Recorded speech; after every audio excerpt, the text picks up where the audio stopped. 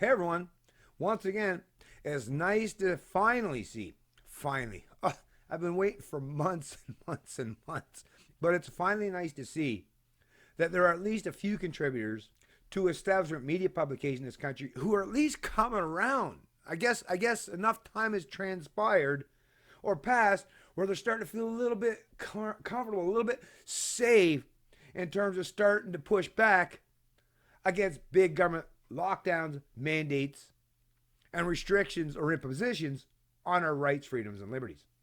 I don't know what the hell took them so long, but hey, at least it's something. So let's at the very least give them an E for effort. Even though, once again, I'd say, yeah, it's a little late, but I suppose better late than never. Headline of the National Post, Jesse Klein, overreach on COVID measures risks turning Canada into a police state. There is something particularly unseemly about police stopping people on the streets asking to see their papers and neighbors snitching on each other. Supported by Jesse Klein, January 20th, 2021. Risk turning Canada into a police state. Once again, that's the thing with these people. And I'm once again, nothing against them. I mean, kudos to you if you've been successful and you get to live in a nice little gated community or in an area where you just don't have to deal with the kind of realities that millions of other Canadians have to. Good for you. And like I said, kudos to you people. The problem is, can you at least start to own up and accept that your lived experience, it's so out of touch with the genuine reality of so many other people that you really need to stop talking about or discussing the world around you as if you are the center of it. For Christ's sakes, to me, that's the most important thing I think I see today. And if I could offer up one piece of advice to those in the establishment media, although trust me, I would have lots to say, but just stop trying to present the world as if it literally is conducive to your lived experience. Because you must, come on, you must at the very least acknowledge that there are other people in this country who don't live the same type of entitled lifestyle or in such an out of touch manner as you do. I mean, come on, if you want to properly represent or be a voice of the people or suggest that you are one of those people who are going to hold government to account, then once again, try at the very least once in a while to place yourself in the position of people who don't have the kind of entitled lifestyle that you live. With Ontarians under a stay-at-home order, Quebecers forced to abide by a curfew, and those living in other provinces facing increased restrictions, it has become apparent that this country is not all that good at balancing public health restrictions with even the most basic freedoms. Even in the midst of a crisis, there is something particularly unseemly about police stopping people on the streets and asking to see their papers, and neighbors snitching on each other because there are one too many cars in the driveway. It's the problem with functioning echo chambers, is I'm trying to get my voice out there and explain these things to people who aren't privy to the kind of knowledge that I have to offer. The problem is it's always the same people. It's always you same folks that keep watching my videos. And I'm, trust me, mad respect, and I really appreciate that. But it's like, how effective can I truly be? Right? Which is why, and once again, folks, I know we're all going through our own hard times here. I get that. But really, I mean, if you're not sharing this stuff with other people, what are we doing here?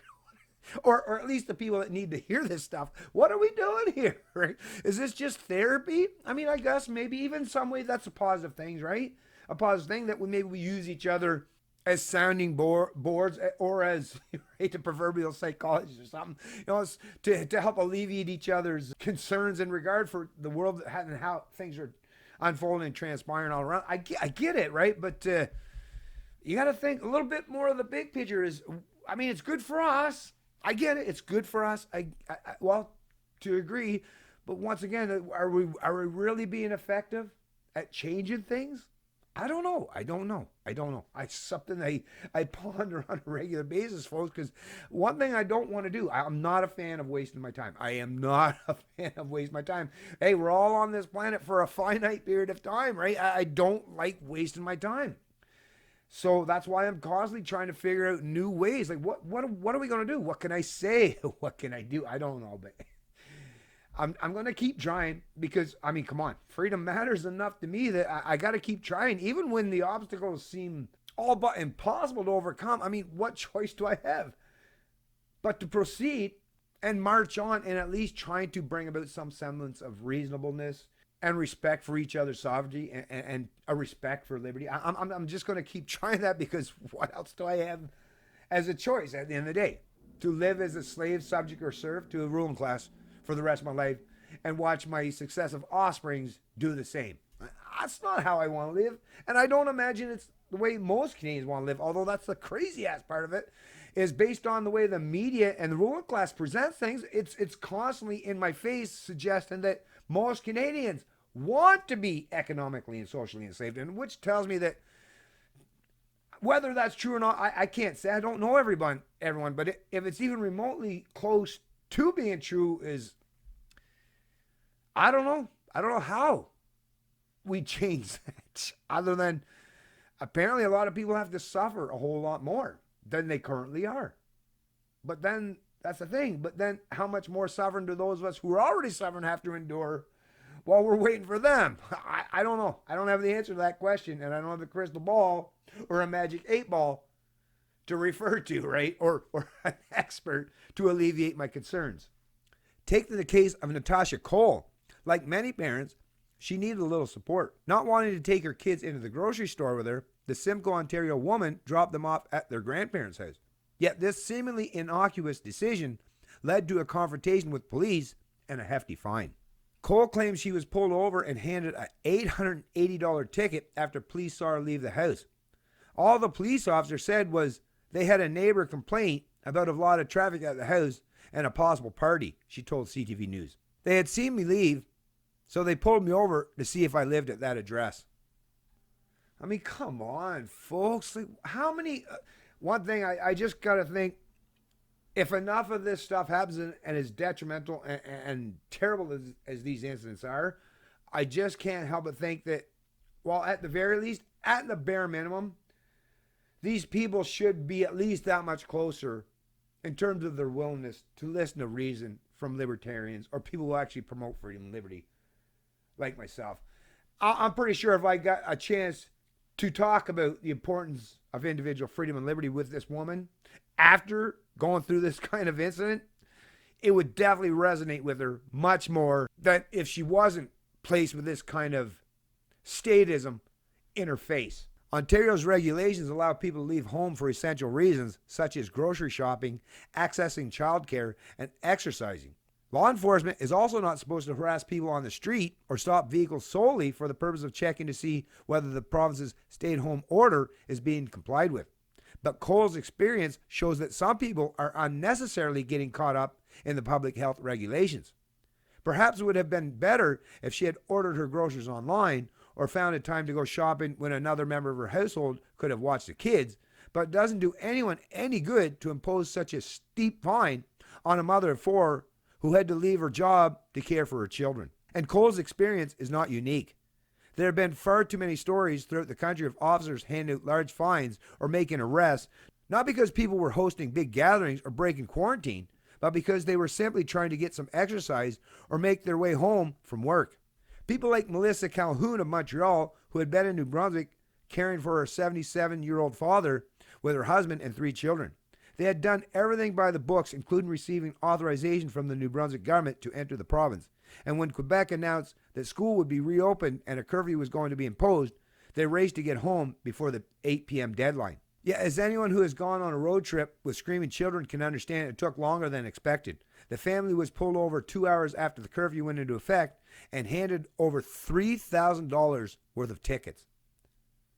In another incident in Montreal, employees of a company that produced meal kits say they were fined while waiting for a bus shortly after their shift ended at 8 p.m. The company confirmed that they were carrying letters stating that they are essential workers, but this apparently didn't matter to police, who ticketed them anyways. In fact, there have been many reports of Quebecers being harassed by police or issued fines, even though they had valid reasons for being out after dark. Last week alone, Montreal police issued 583 tickets and general infraction reports for violations of public health measures, including 353 curfew violations, which is starting to look more like a cash grab rather than a legitimate means of keeping the public safe. I mean, come on, folks. That's what big government incentivizes anyways. Listen, I'm going to place a link to this article in the description of the video below and move on to the next one. I just, like I say, my hands are almost going up in the air once again these days because I just don't know what else can I do, right? I'm constantly, I'm trying to explain things in a multitudes of ways. I've come at things from many different sides and facets as it pertains to liberty, social, economic, personal. People like myself, we've been trying for years and years and years to try to explain the importance of just respecting each other's sovereignty and our individuality and stop using government, which is a representation of force and violence and theft, as your means to an end. Because, I mean, come on, any society that constantly uses force as a means to an end, right? How do you expect that you're going to live in anything remotely resembling a peaceful, cohesive society? And when you see these people in Canada that say, but look at all these other places in these different jurisdictions and how much, even under more restrict mandates and impositions, they seem to have done a better job. Well, maybe they have a much better cohesiveness in their society, because that's the one thing I see it time and time again. It's like there is no cohesiveness. I mean, lots of feel-good fucking Carlton card type moments and rhetoric. I get it, but the reality, folks, the reality suggests that the rhetoric is not conducive with the real world that we experience. It's all nice and it sounds good to say that we're all in this together and that we need to support and protect each other. But when you know with 100% certainty there's massive division, and a lot of hatred, right? Especially when you're talking about that left-right political divide. I mean, who's stupid or foolish or naive enough to suggest that we're all just going to come together at some kumbaya moment when both sides have been for decades and decades and decades using big government? In other words, pointing that proverbial gun at each other and imposing themselves on either side of the political divide, right? How do you get to the point after you just constantly, and you're still doing the exact same thing today? Where do you think you're ever going to the point where you're going to be like, oh yeah, let's just show some mutual respect, some kumbaya, and let's group hug, right? Well, at the very least, at the bare minimum, if you ever expect that's going to take place, well, listen, put down the gun. Stop using the premise of force. Stop using government as your means to an end. And maybe, just maybe, we might get to the point where we generally do come together and have our kumbaya moment. But come on. It's definitely not going to happen up until that happens at the bare minimum, at the very least. Anyways, I'll place a link to this article in the description of the video below, and I'll see you in the next one. It's Canadian Libertarian, and I love liberty.